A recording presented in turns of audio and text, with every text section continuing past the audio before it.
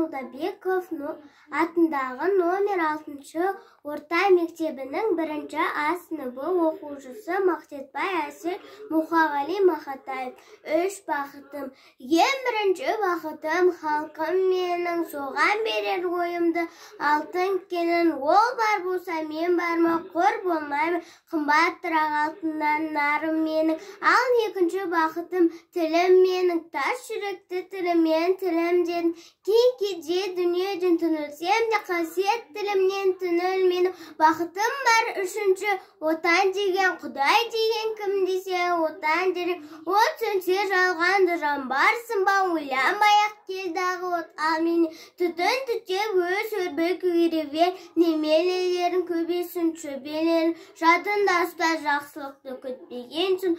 Вот емес, оқ сұрасаң менен егер, 3 бірдей бақытым бар алақанда, мені бұндай бақытқа жарытар ма? 3 күн нұрын төгеді аспаннан, Атырау, Алтай